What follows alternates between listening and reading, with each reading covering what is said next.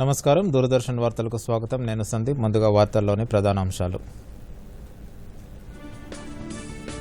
తొలి విడత corona vaccination వేసుకున్న వారు రెండో విడత తప్పనిసరిగా వేసుకోవాలని కేంద్ర మంత్రి హర్షవర్ధన్ విజ్ఞప్తి. కోవిడ్ వ్యాక్సిన్ పై దుష్ప్రచారాలను నమ్మవద్దంటూ సూచన. కోవిడ్ వ్యాక్సినేషన్లో మరో మైలురాయిని దాటిన భారత్. 35 రోజుల్లో కోటికి పైగా టీకాల పంపిణీ. కేరళలో పలు అభివృద్ధి ప్రాజెక్టులను ప్రారంభించిన ప్రధాని మోదీ. గడిచిన 6 ఏళ్లలో దేశంలో సోలార్ విద్యుత్ ఉత్పత్తి 30 రెట్లు పెరిగిందని వెల్లడి. అంగన్వాడీ కేంద్రాల్లో చిన్నారులకు మరింత పోషకాహారం అందిస్తామన్న మంత్రి సత్యవతి రాఠోడ్. నూతన అంగన్వాడీ కేంద్రాల్లో సిబ్బంది నియామకానికి ప్రతిపాదనలు పంపాలని ఆదేశం. రోడ్డు ప్రమాదాల నివారణకు సైబరాబాద్ పోలీసుల కఠిన నిర్ణయాలు. హెల్మెట్ లేకుండా పట్టుబడితే 3 నెలలు లైసెన్స్ రద్దు. కరోనా వ్యాప్తి పట్ల ప్రజలు అప్రమత్తంగా ఉండాలి. విధిగా మాస్కును ధరించడం, ఇతరులతో మాట్లాడేటప్పుడు కనీసం 6 అడుగుల భౌతిక దూరం పాటించాలి. తరచూ చేతులను శుభ్రంగా కడుక్కోవడం, వైద్యులు సూచించిన విధంగా ముందస్తు జాగ్రత్త చర్యలు పాటించడం ద్వారా కరోనాను నిరోధించవచ్చు. ఇక వార్తల్లోని వివరాలు. కరోనా సమయంలో విధులు నిర్వహించిన ఫ్రంట్ లైన్ వారియర్స్ విధిగా కోవిడ్ వ్యాక్సినేషన్ తీసుకోవాలని కేంద్ర వైద్య ఆరోగ్య శాఖ మంత్రి డాక్టర్ హర్షవర్ధన్ విజ్ఞప్తి చేశారు. తొలి విడత వ్యాక్సిన్ తీసుకున్న వారు తప్పకుండా రెండో విడత వ్యాక్సిన్ తీసుకోవాలని కోరారు. ఢిల్లీలో మీడియాతో మాట్లాడుతూ దేశీయంగా తయారైన 2 కోవిడ్ వ్యాక్సిన్లు అన్ని రకాల పరీక్షల తర్వాతే అనుమతి లభించిందని అన్నారు. కోవిడ్ వ్యాక్సినేషన్లపై అవగాహన లేకుండా కొందరు చేస్తున్న దుష్ప్రచారాన్ని ఖండించారు. కోవిడ్ వ్యాక్సిన్పై ఎలాంటి అపోహలు, అనుమానాలు వద్దని స్పష్టం చేశారు. ప్రపంచవ్యాప్తంగా వేగంగా కరోనా టీకా పంపిణీ చేస్తున్న దేశాల్లో భారత్ 2వ స్థానంలో ఉందన్నారు. కేవలం 35 రోజుల వ్యవధిలో కోటికి పైగా డోసులు పంపిణీ చేసినట్లు తెలిపారు. కోవిడ్ వ్యాక్సిన్ కారణంగా దేశంలో ఇప్పటివరకు ఒక్క మరణం కూడా సంభవించలేదని స్పష్టం చేశారు. కేవలం 0.0004% మంది మాత్రమే స్వల్ప అనారోగ్యానికి గురయ్యారని అన్నారు. 65 लाख से ज्यादा हेल्थ वर्कर्स को फर्स्ट डोज दी गई, 6 लाख से ज्यादा हेल्थ वर्कर्स को सेकेंड डोज भी दी गई और 33 लाख से ज्यादा फ्रंटलाइन वर्कर्स को फर्स्ट डोज दी जा चुकी है. ड्रग कंट्रोलर ने अप्रूवल दिया 2 कोविड वैक्सीन्स को, वो 1 करोड़ से ज्यादा डोजेस देश के लोगों को लग चुकी हैं. और मैं फिर से दोहराना चाहता हूं कि ये पूरी तरह से सेफ भी हैं और इम्यूनोजेनिसिटी के पैरामीटर्स पर भी खरी उतरती हैं. सारे देश भर में कोई भी एडवर्स इवेंट, जिसको हम कहते हैं कि सीरियस या severe adverse event following immunization नहीं हुआ, और जो हुए भी हैं साधारण, उनकी संख्या 0.0004% है केवल. 13 फरवरी को हमने सेकेंड डोज भी अपने हेल्थ वर्कर्स को देना प्रारंभ किया. सारे देश में एक भी मृत्यु कोविड के वैक्सीनेशन के कारण आज तक नहीं हुई है. अब सारे देश की सभी सरकारों को हमने ये इंस्ट्रक्शन दिया है कि 20 फरवरी से पहले प्रयास करके सभी बचे हुए हेल्थ वर्कर्स को कोविन प्लेटफॉर्म के माध्यम से उनके वैक्सीनेशन के लिए हम समय सुनिश्चित करें, और उसके बाद 5 दिन यानी 25 फरवरी तक मॉप अप राउंड करके ये प्रयास करें कि कोई भी हेल्थ वर्कर देश में वैक्सीनेशन से वंचित ना रहे. इसी प्रकार फ्रंटलाइन वर्कर्स के लिए 1 मार्च तक सारे देश में सभी फ्रंटलाइन वर्कर्स को उनके सेशंस को शेड्यूल किया जाए, और फिर 1 मार्च के बाद अधिकतम 6 मार्च तक उनके मॉपअप राउंड के माध्यम से 100% वैक्सीनेशंस की तैयारी की जाए। కరోనా వ్యాక్సినేషన్లో భారత్ మరో మైలురాయిని అధిగమించింది. దేశవ్యాప్తంగా ఇప్పటివరకు 1,88,007 డోసులను పంపిణీ చేసినట్లు కేంద్ర ఆరోగ్య శాఖ వెల్లడించింది. వ్యాక్సినేషన్ ప్రారంభించిన కేవలం 35 రోజుల్లో 1,00,00,000 మార్కును దాటినట్లు తెలిపింది. దీంతో ప్రపంచవ్యాప్తంగా వ్యాక్సినేషన్కు వేగంగా చేపడుతున్న దేశాల్లో అమెరికా, బ్రిటన్లు ముందుండగా భారత్ 3వ స్థానంలో నిలిచినట్లు ప్రకటించింది.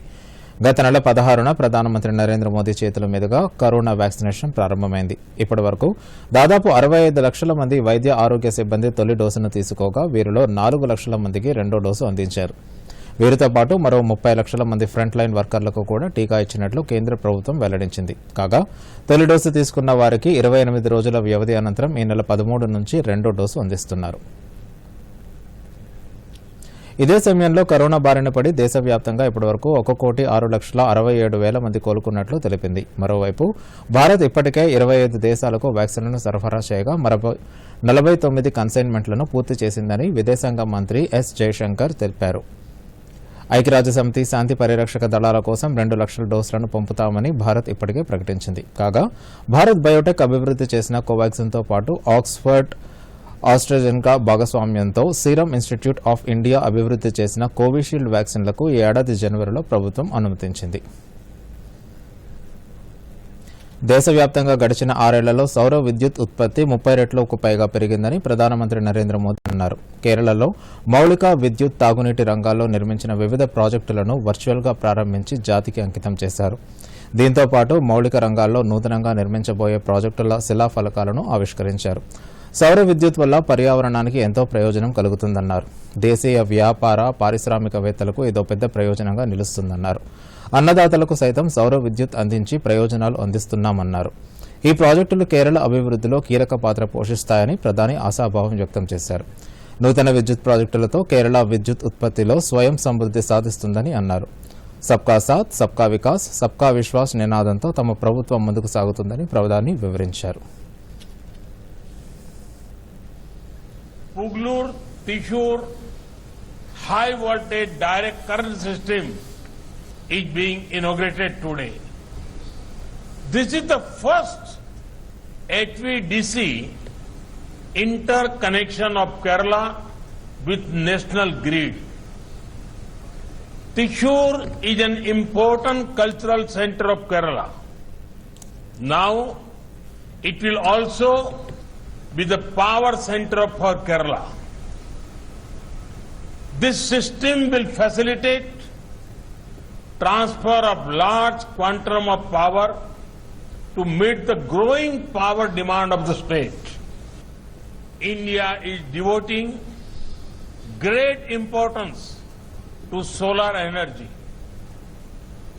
Our gains in solar energy ensure a stronger fight against climate change, a boost to our entrepreneurs.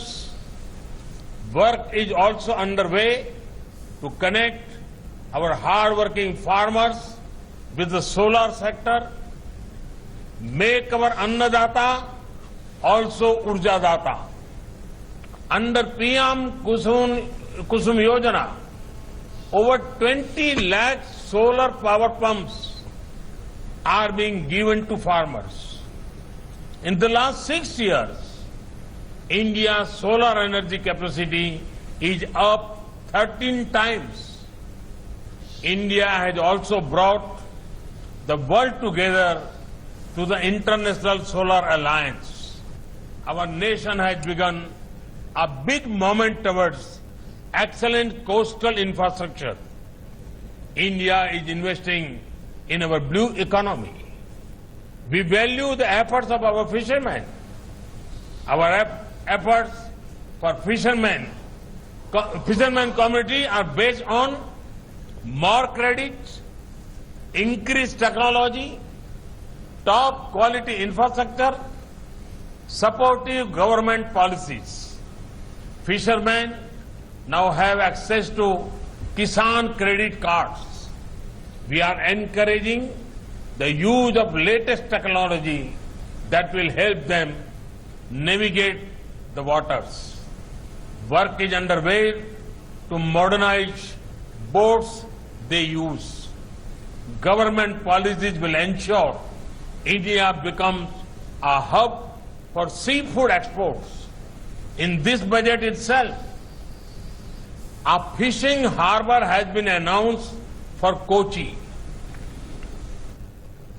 Bharat చైనాల మధ్య 10వ విడత కోర్ కమాండర్ స్థాయి చర్చలు రేపు జరుగుతాయి. వాస్తవాధీన రేఖ వెంబడి చైనా వైపు ఉన్న మాల్దాలో శనివారం ఉదయం 10 గంటలకు చర్చలు మొదలవుతాయి. ఫామ్ రాంగ్ సరస్సు ఉత్తర దక్షిణ తీరం వెంబడి బలగాలను ఉపసంహరణకు ఇరుపక్షాల మధ్య ఏకాభిప్రాయం కుదిరిన నేపథ్యంలో ఇతర వివాదాస్పద ప్రాంతాల నుంచి బలగాలను వెనక్కి పిలిపించడంపై ఈ సమావేశంలో చర్చించే అవకాశం ఉంది. ఉమ్మడి నల్గొండ, ఖమ్మం, వరంగల్ జిల్లాల పట్టభద్రుల ఎమ్మెల్సీ ఎన్నికకు ఈ రోజు మరో 10 నామినేషన్లు దాఖలయ్యాయి. దీంతో మొత్తం నామినేషన్ల సంఖ్య 22కు చేరింది. నామినేషన్లు దాఖలు చేసిన అభ్యర్థులు ముమ్మరంగా తమ ప్రచారాన్ని చేస్తున్నారు. టీఆర్ఎస్ తరపున బరిలోకి దిగిన పల్లా రాజేశ్వరరెడ్డికి మద్దతుగా రాష్ట్ర విద్యుత్ శాఖ మంత్రి జగదీష్ రెడ్డి ప్రచారం నిర్వహించారు. పట్టభద్రుల కొరకు రాష్ట్ర అభివృద్ధి కోసం వ్యవసాయ రంగంలో రైతు సమన్వయ సమితి అధ్యక్షుడిగా పనిచేసిన సేవలు ఎనలేనివని అన్నారు. పట్టభద్రుల తరపున శాసనమండలిలో గొంతుక వినిపిస్తున్న తనకు తొలి ప్రాధాన్యత ఓటును వేసి మరోసారి గెలిపించాలని పల్లా రాజేశ్వరరెడ్డి గ్రాడ్యుయేట్లను కోరారు.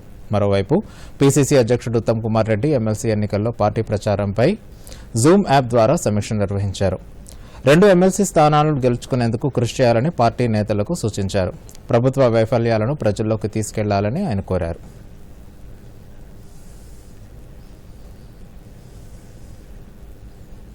రాష్ట్రంలో అంగన్వాడీ కేంద్రాల ద్వారా పిల్లలకు చిరుధాన్యాలతో కూడిన ఫలాహారం, పాలు ఇవ్వాలని ప్రభుత్వం యోచిస్తున్నట్లు మహిళాభివృద్ధి, శిశు, గిరిజన సంక్షేమ శాఖ మంత్రి సత్యవతి రాఠోడ్ చెప్పారు.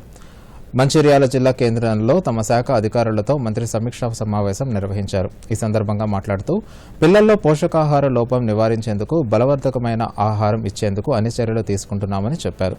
ఇందులో భాగంగా అంగన్వాడీ కేంద్రాలకు 50 గ్రాముల కన్నా తక్కువ బరువు ఉన్న గుడ్లను సరఫరా చేసే కాంట్రాక్టర్లను బ్లాక్ లిస్టులో పెట్టాలని అధికారులను ఆదేశించారు. గ్రామ పంచాయతీలు కొత్తగా ఏర్పడిన నేపథ్యంలో నూతన అంగన్వాడీ కేంద్రాల్లో సిబ్బంది నియామకాలకు ప్రతిపాదనలు పంపించాలని కోరారు. త్వరలోనే తాండా గిరిజన గ్రామ పంచాయతీకి 3 ఫేజ్ విద్యుత్ సరఫరా చేయనున్నట్లు మంత్రి సత్యవతి రాఠోడ్ తెలిపారు. రోడ్డు ప్రమాదాలను నివారించడంతో పాటు ద్విచక్ర వాహనదారులపై నియమ నిబంధనలను కఠినంగా అమలు చేయాలని సైబరాబాద్ పోలీసులు నిర్ణయించారు. ఈ మేరకు ఇకపై హెల్మెట్ లేకుండా వాహనం నడుపుతూ తొలిసారి పట్టుబడితే 3 నెలల పాటు లైసెన్స్ రద్దు చేస్తారు. రెండోసారి కూడా ఇదే తరహాలో పట్టుబడితే లైసెన్స్ను శాశ్వతంగా రద్దు చేయనున్నారు.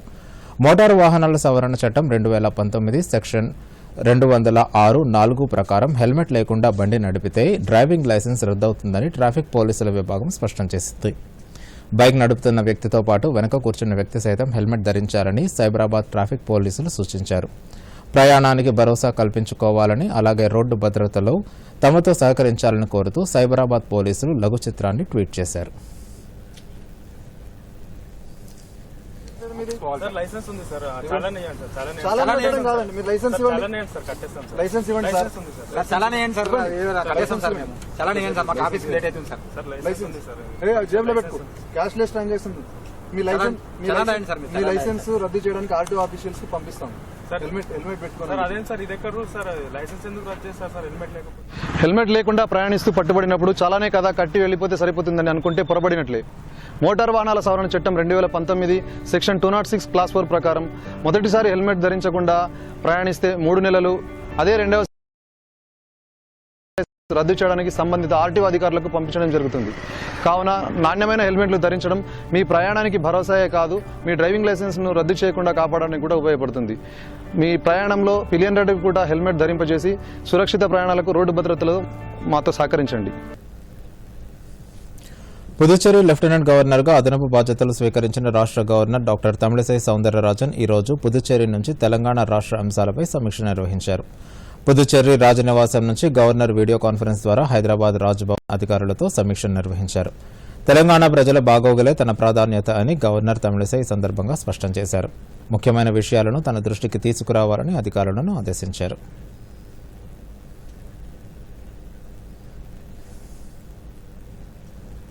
నిజామాబాద్ జిల్లాలో భూ కబ్జాలు పెరిగిపోతున్నాయని ఎంపీ ధర్మపురి అరవింద్ అన్నారు. నిజామాబాద్లోని బీజేపీ కార్యాలయంలో మీడియాతో మాట్లాడుతూ రేషన్ కార్డులు, పెన్షన్ల పంపిణీలో ప్రభుత్వం విఫలమైందని ఆరోపించారు. నిజామాబాద్ పోలీస్ కమిషనర్ కార్తికేయ టీఆర్ఎస్కు అనుకూలంగా విధులు నిర్వహిస్తున్నారని ఆయన విమర్శించారు. టీఆర్ఎస్ అధికారంలోకి వచ్చాక జారీ అయిన ఆధార్ కార్డులపై విచారణ జరపాలని ధర్మపురి అరవింద్ డిమాండ్ చేశారు.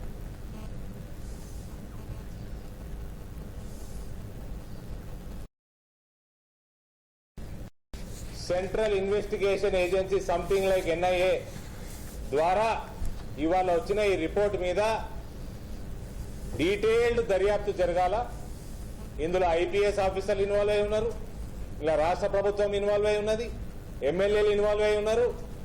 This is act of sedition. This kind of acts, these kinds of acts are a threat to the nation.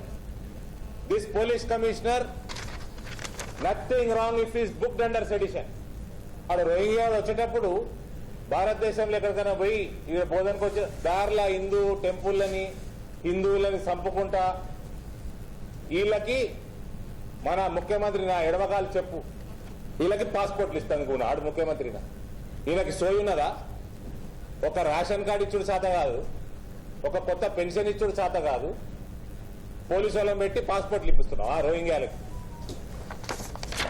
Case ఏమైందండి?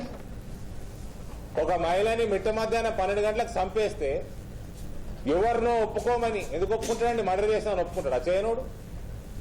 వాని మీద ప్రెషర్ పెంచితే ఆయన పోయి ఉరేసుకున్నాడు. ఏం మాట్లాడతాం కదా, దిందహాడే నది రోడ్డు మీద, నేషనల్ హైవే మీద టీఆర్ఎస్ పార్టీ వాళ్ళు ఇట్లా గవర్నమెంట్ మీద కేసులు వేసిన వాళ్ళని చంపేసి ఏంది? ఇక ప్రజాస్వామ్యంలో ఎవరు సరే మాట్లాడి వదిలేసేయండి అంటే ఇక కోర్టులు కూడా ఆశ్రయించద్దా? అన్ని బీజేపీ కార్యకర్తల మీద దొంగ కేసులు బనాయించుకుంటా, జైల్లో వేసుకుంటా, మేము ఆలయించి పెట్టుకుంటాం. పెద్దపల్లిలోని బాలికల ఉన్నత పాఠశాలలో కేసీఆర్ విజ్ఞాన కేంద్రం పేరిట ఏర్పాటు చేసిన మినీ గ్రంథాలయం ప్రారంభోత్సవ కార్యక్రమంలో మంత్రి కొప్పుల ఈశ్వర్ పాల్గొన్నారు. ఈ కార్యక్రమంలో పెద్దపల్లి జిల్లా పరిషత్ చైర్మన్ పుట్టా మధుకర్, ఎమ్మెల్సీ నారదాసు లక్ష్మణరావు తదితరులు పాల్గొన్నారు. ఈ సందర్భంగా మంత్రి మాట్లాడుతూ ప్రభుత్వ పాఠశాల విద్యార్థులకు పాఠశాలల్లోనే గ్రంథాలయాలు ఏర్పాటు చేసే లక్ష్యంతో జిల్లాలోని 18 పాఠశాలల్లో కేసీఆర్ విజ్ఞాన కేంద్రాలు ఏర్పాటు చేసినట్లు చెప్పారు. త్వరలోనే మరికొన్ని పాఠశాలల్లో కూడా ఈ గ్రంథాలయాలు ఏర్పాటు చేస్తామన్నారు. ఈ గ్రంథాలయాల ద్వారా విద్యార్థులు కేవలం పాఠ్యాంశాలే కాకుండా అనేక రకాల పుస్తకాలు చదువుకొని తమ భవిష్యత్తుకు మంచి బాటలు వేసుకునేందుకు అవకాశం ఉంటుందని కొప్పుల ఈశ్వర్ తెలిపారు.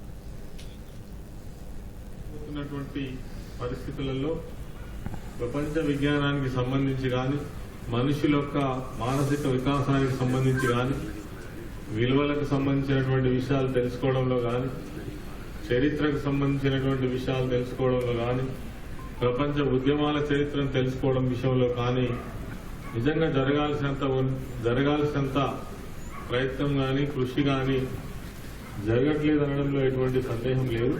టీచర్స్ కూడా అటువైపుగా వాళ్ళ దృష్టిని మళ్లించేటువంటి ప్రయత్నం చేసినట్టయితే మరి రఘువీర్ సింగ్ గారు తీసుకున్నటువంటి ఈ యొక్క కొత్త కాన్సెప్ట్ కు ఒక మంచి మనం అవకాశాన్ని అంటే కల్పించినట్టుగా భావించవచ్చు.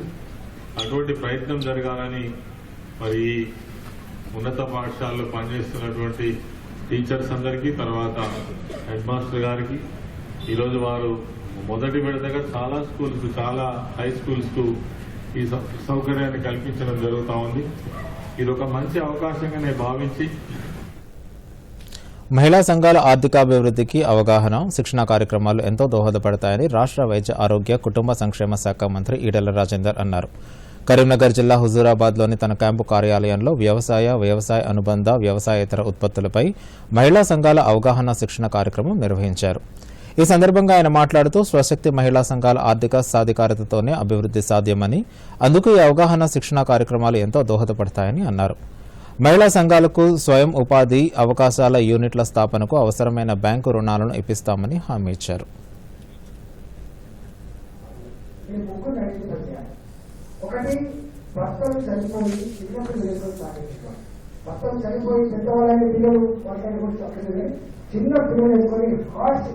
జీవితం కొనసాగించిన మహిళతో కూడా నంబర్ 1. నంబర్ 2, పేదరికంలో ఉన్న మధ్యవర్గాలు చూడరు. భర్త బాధ్యత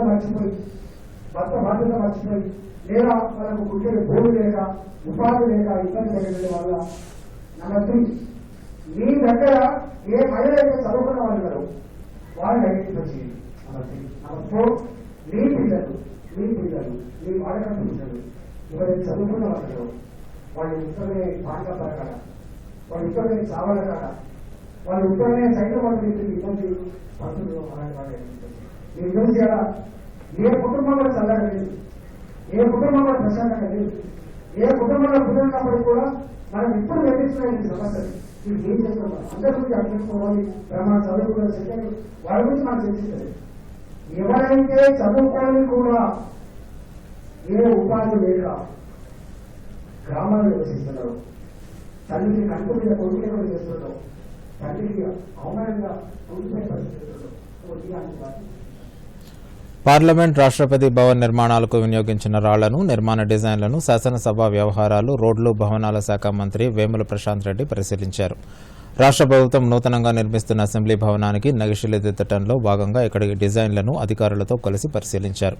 పార్లమెంట్, రాష్ట్రపతి భవన్లో సౌత్, నార్త్ బ్లాక్లో నిర్మాణాలను వీక్షించారు. భవన నిర్మాణాల్లో వినియోగించిన రెడ్ స్టోన్ ని పరిశీలించారు.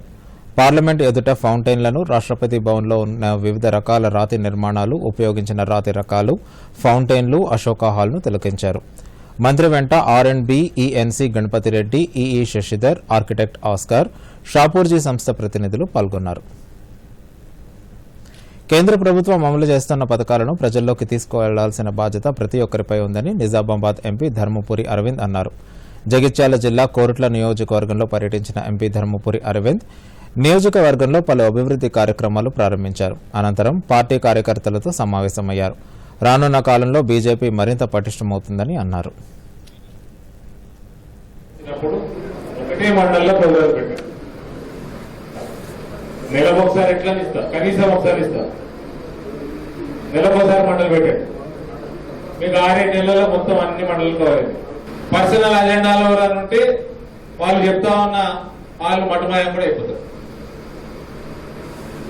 పార్టీ మారదు కానీ పార్టీ నాయకత్వాలు మారుతా ఉన్నాయి, ఐడియాలజీ మారదు కానీ ముఖాలు మారుతా ఉంటాయి.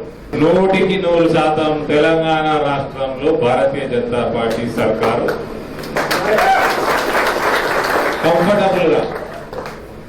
కంఫర్టబుల్ గా వెస్ట్ బెంగాల్ తిప్పలు పడుతున్నారు కదా బీజేపీ, అందులో 20% కష్టంతో ఈడ మనం ప్రభుత్వం ఏర్పాటు చేస్తాం. ప్రపంచానికి గురుస్థానంలో భారత్ ఉండాలన్న విశ్వకవి రవీంద్రనాథ్ ఠాగూర్ స్వప్నాన్ని సాకారం చేసుకునేందుకు నూతన విద్యా విధానం ఎంతో తోడ్పడుతుందని ప్రధానమంత్రి నరేంద్ర మోదీ అన్నారు. విశ్వభారతి విశ్వవిద్యాలయ స్నాతకోత్సవం సందర్భంగా విద్యార్థులను ఉద్దేశించి ప్రధాని ప్రసంగించారు. వర్చువల్గా నిర్వహించిన ఈ కార్యక్రమంలో ప్రధాని మాట్లాడుతూ రవీంద్రుడు స్థాపించిన విశ్వభారతి విశ్వవిద్యాలయ స్నాతకోత్సవ సభలో పాల్గొనడం సంతోషదాయకంగా ఉందన్నారు. రవీంద్రుడు విశ్వభారతి జ్ఞానాన్నిచ్చే సంస్థ మాత్రమే కాదని స్వయం సమృద్ధి, స్వావలంబన సాధించడం ఎలాగో ఈ విద్యాలయం ద్వారా బోధించనున్నారు. ఔత్సాహిక పరిశోధకులు వినూత్న ఆవిష్కరణలకు బాటలు వేసే దిశగా నూతన విద్యా విధానాన్ని కేంద్ర ప్రభుత్వం రూపొందించిందని అన్నారు. ఆత్మ నిర్భర్ భారత్ సాధనలో నూతన విద్యా విధానం కూడా కీలక పాత్ర పోషిస్తుందని ప్రధాని అన్నారు. विश्व भारती विश्वविद्यालय नाम दिया। उन्होंने कहा था विश्व Bharti acknowledges India's obligation to offer to others the hospitality of her base culture and India's right to accept from others their best. गुरुदेव की विश्व भारती से अपेक्षा थी कि यहां जो सीखने आएगा वो पूरी दुनिया को भारत और भारतीयता की दृष्टि से देखेगा। गुरुदेव टैगोर के लिए विश्व भारती सिर्फ ज्ञान देने वाली, ज्ञान परोसने वाली एक संस्था मात्र नहीं थी, ये एक प्रयास। పరాయి పాలన నుంచి దేశాన్ని విముక్తి చేసేందుకు ప్రాణాలు అర్పించిన మహనీయులను స్మరించుకుంటూ వారి ఆశయ సాధన కోసం ప్రతి ఒక్కరూ పోరాడాలని కేంద్ర హోంమంత్రి అమిత్ షా పిలుపునిచ్చారు. పశ్చిమ బెంగాల్ పర్యటనలో భాగంగా నేషనల్ లైబ్రరీని సందర్శించిన ఆయన అక్కడ సభికులను ఉద్దేశించి ప్రసంగించారు. నేతాజీ సుభాష్ చంద్రబోస్ 125వ జయంతి ఉత్సవాలను ఏడాది పాటు నిర్వహిస్తున్నామని అన్నారు. దేశం కోసం ప్రాణత్యాగం చేసిన మహనీయుల స్వస్థలాలకు వెళ్లి వారి గొప్పతనాన్ని చాటి చెప్పాలని యువతకు పిలుపునిచ్చారు. सरकार ने तय किया है कि 125वां उनका जो साल है उसको न केवल सुभाष बाबू देश के लिए, देश की आजादी के लिए, देश को आगे बढ़ाने के लिए जिन जिन लोगों ने अपना जीवन का बलिदान दिया है, जिन जिन लोगों ने अपनी पढ़ाई लिखाई छोड़कर देश के स्वतंत्रता संग्राम में कूद पड़े, वो सभी को एक बार फिर से जनमानस के अंदर पुनर्जीवित करना और उसमें से प्रेरणा लेकर आगे बढ़ना। मैं युवाओं को खास अपील करता हूं कि जिन्होंने देश के लिए अपनी जान का बलिदान दिया उसका स्मरण कर कर हम बाकी का जीवन देश के लिए जीना ये तय कर दे तो उनको बलिदान को इससे बड़ी श्रद्धांजलि कोई नहीं। एक साइकिल यात्रा ఛత్రపతి శివాజీ 391వ జన్మదిన వేడుకలను ఈరోజు దేశవ్యాప్తంగా జరుపుకున్నారు. శివాజీ స్ఫూర్తి, త్యాగం, ధైర్య సాహసాలను స్మరించుకుంటూ ఆయనకు ఘనంగా నివాళులర్పించారు. మరిన్ని వివరాలు. అమరబిడ్డ ఛత్రపతి శివాజీ మహారాజ్ అని ప్రధాని మోదీ వ్యాఖ్యానించారు. శివాజీ జయంతి సందర్భంగా ప్రధాని నివాళులర్పించారు. శివాజీ వెన్నుచూపని ధైర్యం, అద్భుతమైన శౌర్యం మరియు అసాధారణమైన తెలివితేటలు దేశవాసులను యుగయుగాలుగా ప్రేరేపిస్తూనే ఉంటాయని తెలిపారు. శివాజీ గొప్ప యోధుడని, వ్యూహకర్త అని కేంద్ర మంత్రి ప్రకాష్ జావడేకర్ నివాళులర్పించారు. మహారాష్ట్రలో ఛత్రపతి శివాజీ జయంతి వేడుకలు ఘనంగా జరిగాయి. ముంబైలోని శివాజీ పార్క్ వద్ద ఉన్న ఛత్రపతి విగ్రహం వద్ద మహారాష్ట్ర గవర్నర్ భగత్ సింగ్ కోశ్యారీ పుష్పాంజలి ఘటించారు.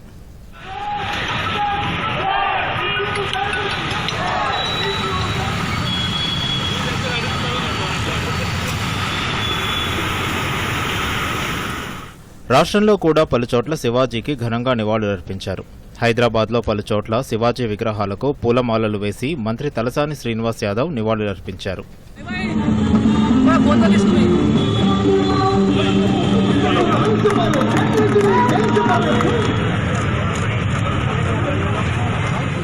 కరీంనగర్ జిల్లా హుజూరాబాద్ మండలంలోని జమ్మికుంటలో జరిగిన ఛత్రపతి శివాజీ జయంతి వేడుకలకు రాష్ట్ర వైద్య ఆరోగ్య శాఖ మంత్రి ఈటెల రాజేందర్ ముఖ్య అతిథిగా హాజరయ్యారు. దేశ విముక్తి సమరంలో శివాజీ వీరమరణం పొందారని, ఆయన స్ఫూర్తిని, త్యాగనిరతని, ధైర్యాన్ని భరత జాతి ఎప్పటికీ మరువదని మంత్రి తెలిపారు. వీర శివాజీ విగ్రహాన్ని ప్రతిష్ఠించుకొని ప్రతి సంవత్సరం ఈ ఉత్సవాన్ని ఘనంగా జరుపుకుంటాము.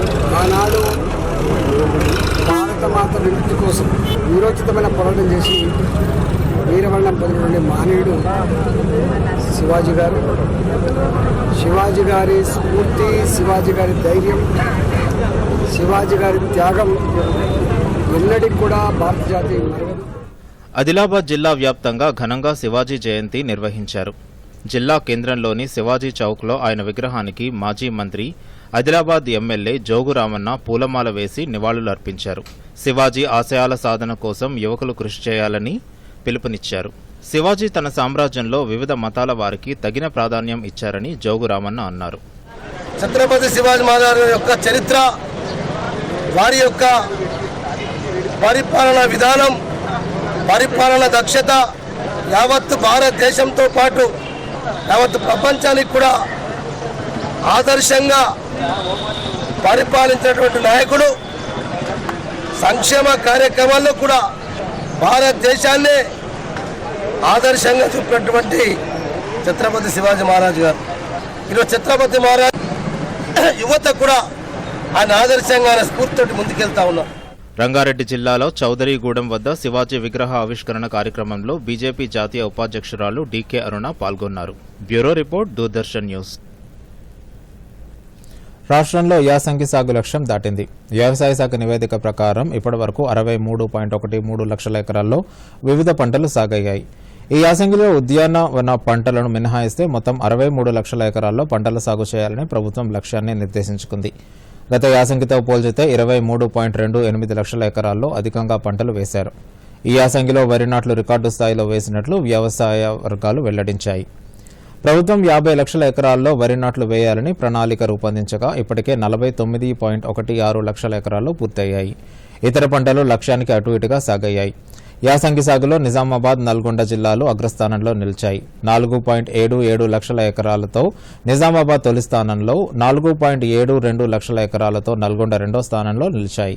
ఆ తర్వాతి స్థానాల్లో సూర్యాపేట, కామారెడ్డి ఉన్నాయి. వానాకాలం, యాసంగి సీజన్లు కలిపితే కొన్ని రోజుల్లో ఈ ఏడాది సాగు మొత్తం 2 కోట్ల ఎకరాలకు చేరనుంది. వానాకాలంలో 1.35 కోట్ల ఎకరాలు సాగు కాగా యాసంగిలో ఇప్పటివరకు 63 లక్షల ఎకరాల్లో పంటలు వేశారు. మరో 1.23 లక్షల ఎకరాల్లో సాగైతే తెలంగాణకు సాగు చరిత్ర నూతన అధ్యాయం లిఖించనున్నది. హైదరాబాద్లో వాతావరణం ఒక్కసారిగా చల్లబడింది. హైదరాబాద్తో పాటు పలు ప్రాంతాల్లో తేలికపాటి జల్లులు కురిశాయి. వర్షం కురవడంతో అక్కడక్కడ ట్రాఫిక్కు అంతరాయం ఏర్పడింది. ఉపరితల ఆవర్తనం కారణంగా వర్షాలు కురుస్తున్నాయని హైదరాబాద్ వాతావరణ కేంద్రం తెలిపింది. రాష్ట్ర వ్యాప్తంగా మరో 2 రోజుల పాటు ఇదే తరహాలో చిరుజల్లులు కురిసే అవకాశం ఉన్నట్లు వెల్లడించింది. వార్తలు ముగించే ముందు ముఖ్యాంశాలు మరోసారి. యాదగిరి వార్తలను ఇప్పుడు సోషల్ మీడియాలో కూడా చూడవచ్చు. యూట్యూబ్ అయితే DD న్యూస్ తెలంగాణ, ట్విట్టర్ అయితే DD news Telangana @DD Yadagiri news, మరి ఫేస్బుక్ అయితే DD న్యూస్ తెలంగాణలో చూసి సబ్స్క్రైబ్ చేసి లైక్ చేయండి, షేర్ చేయండి. తొలి విడత కరోనా వ్యాక్సినేషన్ వేసుకున్న వారు రెండో విడత తప్పనిసరిగా వేసుకోవాలని కేంద్ర మంత్రి హర్షవర్ధన్ విజ్ఞప్తి. కోవిడ్ వ్యాక్సిన్పై దుష్ప్రచారాలను నమ్మవద్దంటూ సూచన. కోవిడ్ వ్యాక్సినేషన్లో మరో మైలురాయిని దాటిన భారత్. 35 రోజుల్లో 1 కోటికి పైగా టీకాల పంపిణీ. కేరళలో పలు అభివృద్ధి ప్రాజెక్టులను ప్రారంభించిన ప్రధాని మోదీ. గడిచిన 6 ఏళ్లలో దేశంలో సోలార్ విద్యుత్ ఉత్పత్తి 30 రెట్లు పెరిగిందని వెల్లడి. అంగన్వాడీ కేంద్రాల్లో చిన్నారులకు మరింత పోషకాహారం అందిస్తామన్న మంత్రి సత్యవతి రాఠోడ్. నూతన అంగన్వాడీ కేంద్రాల్లో సిబ్బంది నియామకానికి ప్రతిపాదనలు పంపాలని ఆదేశం. రోడ్డు ప్రమాదాల నివారణకు సైబరాబాద్ పోలీసుల కఠిన నిర్ణయాలు. హెల్మెట్ లేకుండా పట్టుబడితే 3 నెలలు లైసెన్స్ రద్దు.